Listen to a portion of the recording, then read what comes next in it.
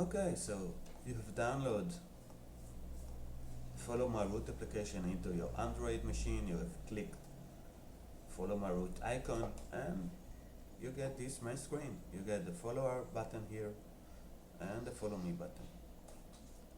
You click the follow me button and you see the follow me screen. And this is the user account identity, location updates, and the go button. Username is the user name that you choose for yourself for using the application, and the password is the password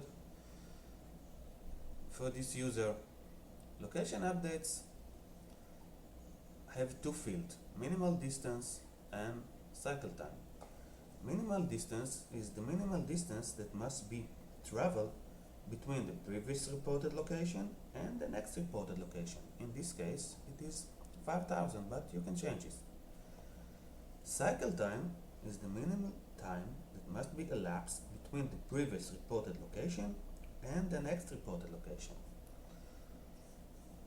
And the go button allows you to perform registration and to start collecting updates. So let's move to the next screen, and the next screen I have entered my username and my password. Username is Nathan and password is as follows. Now let's click the go button. You see that the go button has changed its color from green to red, and from go to stop. And now the application has done registration process and start to collect location updates. Now let's click the back button and we have come back into the main screen. Now let's click on the follow me button. Now you can see that after the registration process, the system welcomes you with your registered name. The registered name was Nathan, so the application knows that the user is Nathan, and application continue to collect location updates. If I will now click on the stop button, then the system, the application will stop collecting location updates, and now we can go to the second mode. Let's click on the back button and we are back into the main screen, and now we will click on the follow button because we want now to follow our friend and see his or her route. So let's click here and you can see here the follower screen.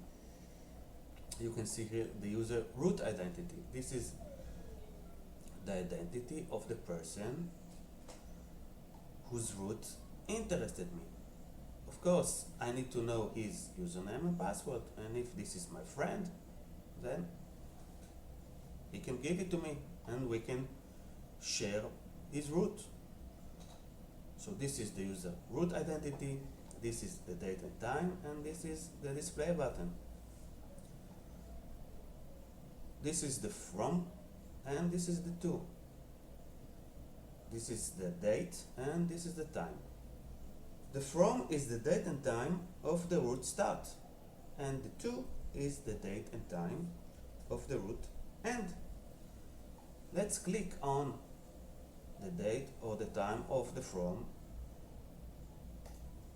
and now we can see the date of the from and the time of the from. You can spin this wheel of the date to set the date. You can spin the wheels of the time to set the time. Let's click on the back. And now let's set the to, date and time. So you can click here or here to set the to, date and time.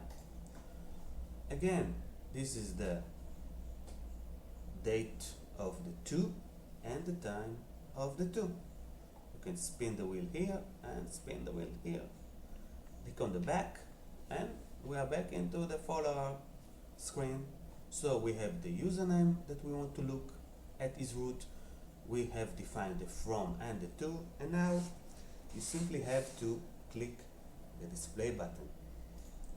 So after a few seconds you will see the list of all the reported locations. You see here the location and you see here the time. Here at the location you see the country, you see the city, and you see the street, and you see the number. And here you have date and the time. In this case you see this is in Hebrew because it was done in Israel, but in case you are in the United States and your locale is of the United States, then you see all these locations. In English, if you are in Spain and your locale is of Spain, then you see all the location in Spanish. Okay, thank you.